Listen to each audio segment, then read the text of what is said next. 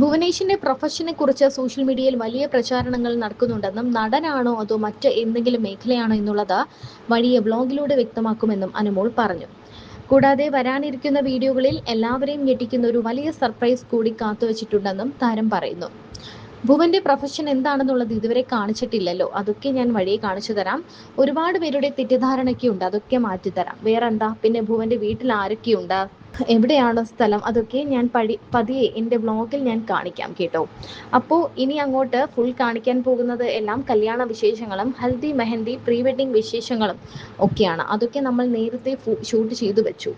അതുകൂടാതെ വേറൊരു സർപ്രൈസും കൂടി ഇതിൻ്റെ കൂടെയുണ്ട്. അത് ചിലപ്പോൾ ഇത് കേൾക്കുമ്പോൾ പെട്ടെന്ന് നിങ്ങൾക്ക് ഷോക്കാകും. ഭുവന് എന്തായാലും എല്ലാം സിമ്പിളായിട്ട് നടത്തണം എന്നായിരുന്നു ആഗ്രഹം.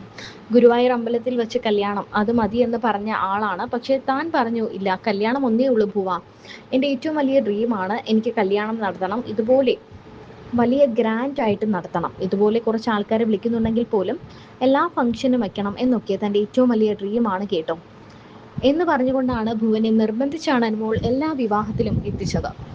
വിവാഹ വിശേഷങ്ങൾ ആരാധകരുമായി പങ്കുവച്ച് ഇൻഫ്ലുവൻസറും നടിയുമായ അനുമോൾ രംഗത്ത് വന്നിരുന്നു.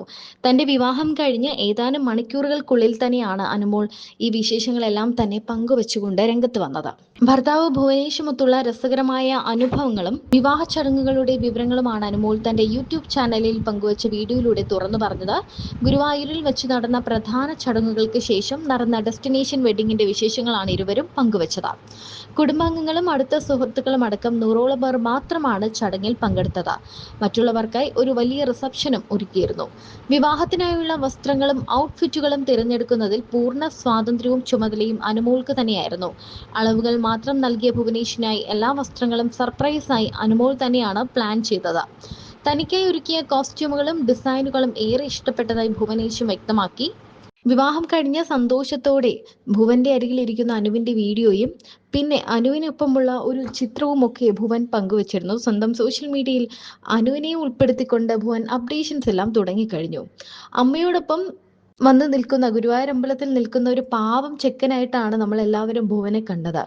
അധികം ആരുമില്ലായിരുന്നു. അവരുടെ ഭാഗത്ത് നിന്നും വലിയ ബന്ധുക്കളോ ഒന്നും നമ്മൾ കണ്ടില്ല. വളരെ കുറച്ച് ബന്ധുക്കൾ മാത്രമേ ഭുവന്റെ ഭാഗത്ത് നിന്നും വന്നിട്ടുണ്ടായിരുന്നുള്ളൂ.